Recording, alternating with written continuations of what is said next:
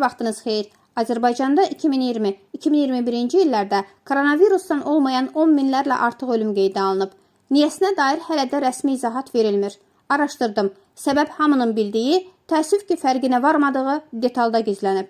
Dövlət Statistika Komitəsinin məlumatına etibar etsək, 14 ildə Azərbaycanda illik ölüm faktı 50 min civarında dəyişib. Pandemiyanın ilk illərində bu göstərici ənənəvi rəqəmləri xeyli geridə qoyub, ardıcıl antirekord nəticəsində adətən 3 ildə olan ölümlər 2 ildə gerçəkləşib, 152,5 min.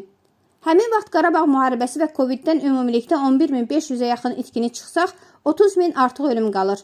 İndiyədək koronavirusdan bundan təqribən 3 dəfə az ölüm olub. Əslində nə baş verdi? O dövr martın 21-də Türkiyədə yaşı 65-dən yuxarı olanların evdən çıxması yasaqlandı. 3 gün sonra Baş nazir Əli Əsədovun sədrliyi ilə keçirilən iclasda karantinlə bərabər Türkiyədəki kimi 65 yaş qadağasına dair qərar qəbul olundu. Yaşlıların sutkanın 24 saata evə qapadılması 2 ay sürdü. 22 saat küçəyə çıxma yasağı aylar çəkdi. Tam 1400 saat 4 divar arasında qalan anam o vaxt xəstə düşdü. Səhhətli mayda ağırlaşdı. İyunun ortasında onu torpağa verdik. Koronavirus testləri negativ idi. 38 saylı şəhər poliklinikasında anama varikoz müalicəsi yazılmışdı. Məyərsə xərçəng və diabet imiş. Əhaliyə dəfn müavinəti ödəyən bankın əməkdaşı iyun ayında ölüm sayının həddindən artıq çox olduğunu söyləmişdi. Adicə bir neçə gün hərəkət etməyən avtomobilin mühərriki çətin işə düşür. Qapanmanın yaşlı və xəstə insanlara təsirsiz qalmadığı bir il sonra rəqəmlərdə ortaya çıxdı.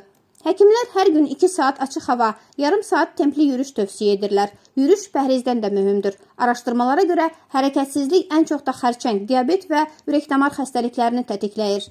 Xəstəliyin son mərhələsində uzun sürəli ətalət fiziki ölümü sürətləndirmiş oldu. Nisbətən yüngül xəstələrin orqanizmi tədricən iflas edib. Bir sonraki ildə də ölüm hallarının əlavə artımla yüksək tempdə qalması sərt qapanmanın təzahürüdür deyə bilərəm. Əhalisi Azərbaycanınkindən 8 dəfə çox olan Türkiyədə 3 ildə baş verməsi gözlənilən 1,3 milyona qarşı 1,1 milyon ölüm faktı 2 ildə qeydə alınıb.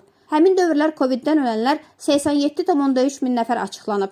Ölkənin statistika qurumu TÜİK 115 min artıq ölüm faktından 86 minin pnevmoniyadan olduğunu təzəlikcə etiraf elədi.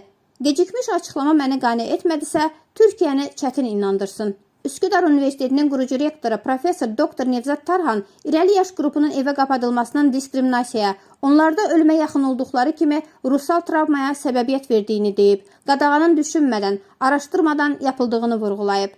Deyirdilər, Azərbaycanda koronavirusa yoluxanların cəmi 1-2% dünyasını dəyişir. İndi məlum olur ki, o dövrdə təkcə əlavə ölümlər illik 30% civarında təşkil edib.